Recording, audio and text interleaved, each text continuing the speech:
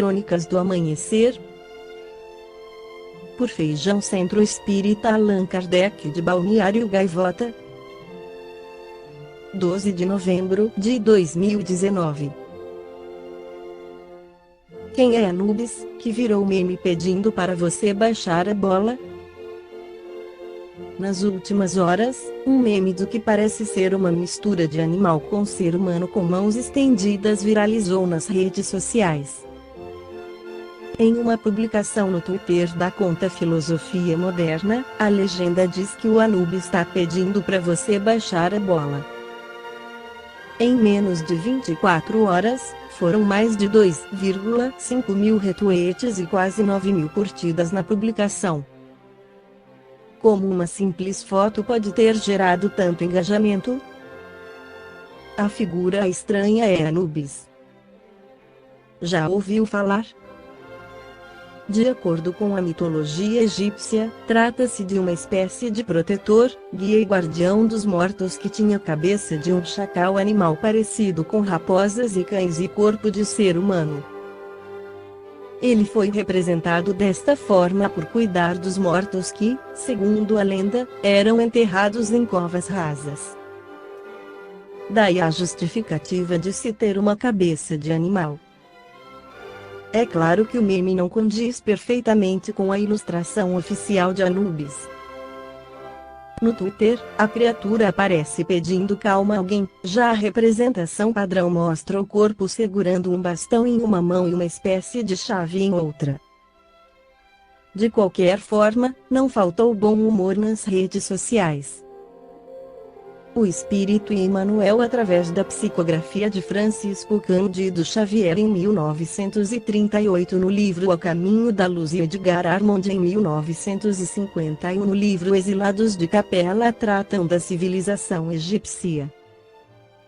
Afirma Edgar Armond, a doutrina espírita é, realmente, uma fonte de ensinamentos, não só no que respeita à imortalidade da alma e suas reencarnações periódicas às condições de vida nos planos invisíveis, que apresenta com detalhes jamais revelados ao conhecimento do ego e das hierarquias espirituais as sutilíssimas intercorrências kármicas ao intercâmbio dos seres habitantes dos diferentes mundos e os processos mediante os quais se opera.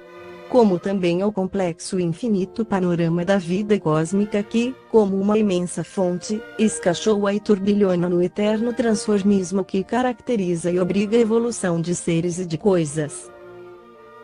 Tudo isto, em verdade, pode ser também encontrado, de forma mais ou menos clara ou velada, nos códigos religiosos ou nas filosofias que o homem vem criando ou adotando, no transcurso do tempo, como resultado de sua ânsia de saber e necessidade imperativa de sua alma, sedenta sempre de verdades.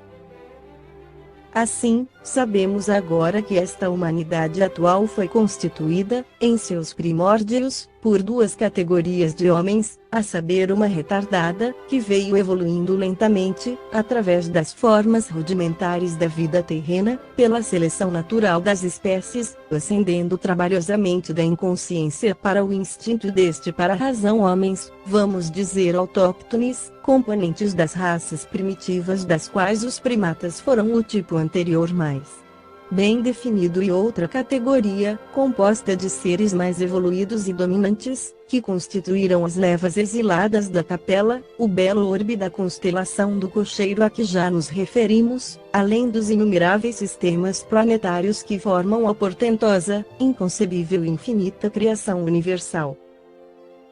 Esses milhões de advinas para aqui transferidos, em época impossível de ser agora determinada, eram detentores de conhecimentos mais amplos e de entendimentos mais dilatados, em relação aos habitantes da Terra, e foram um elemento novo que arrastou a humanidade animalizada daqueles tempos para novos campos de atividade construtiva, para a prática da vida social e, sobretudo, deu-lhe as primeiras noções de espiritualidade e do conhecimento de uma divindade criadora. Mestres, condutores, líderes, que então se tornaram das tribos humanas primitivas, foram eles, os exilados, que definiram os novos rumos que a civilização tomou, conquanto sem completo êxito. Segue Edgar Armond. Após essas impressionantes depurações, os remanescentes humanos agrupados, cruzados e selecionados aqui e ali, por vários processos, e em cujas veias já corria, dominadoramente, o sangue espiritual dos exilados da capela, passaram a formar 4 povos principais, a saber os árias, na Europa os hindus, na Ásia os egípcios, na África e os israelitas, na Palestina os egípcios, os da primeira civilização, detentores da mais dinâmica sabedoria, povo que, como diz Emmanuel após deixar o testemunho de sua existência gravado nos monumentos imperecíveis das pirâmides, regressou ao paraíso da capela. Os capelinos predominaram no mundo e absorveram por cruzamentos inúmeros a massa pouco evoluída e semipassiva dos habitantes primitivos.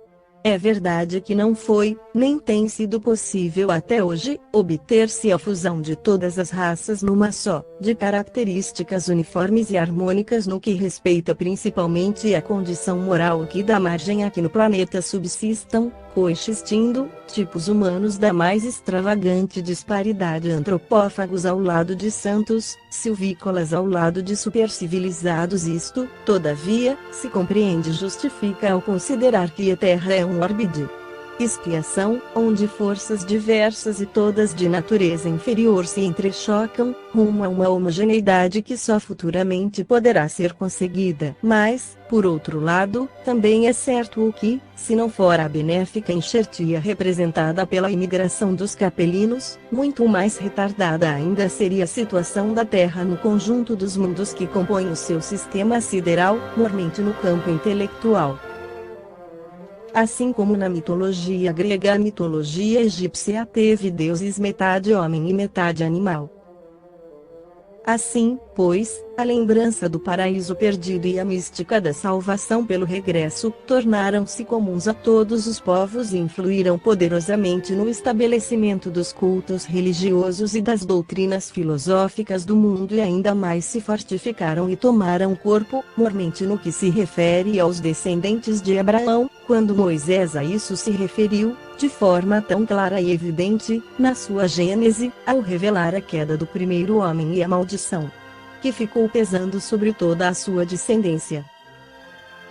Ora, essa queda e essa maldição, que os fatos da própria vida em geral confirmavam e, de outro lado, o peso sempre crescente dos sofrimentos coletivos, deram motivo a que os degredados se convencessem de que o remédio para tal situação estava acima de suas forças, além de seu alcance, que somente por uma ajuda sobrenatural, apaziguadora da cólera celeste, poderiam libertar-se deste mundo amargurado e voltar à claridade dos mundos felizes.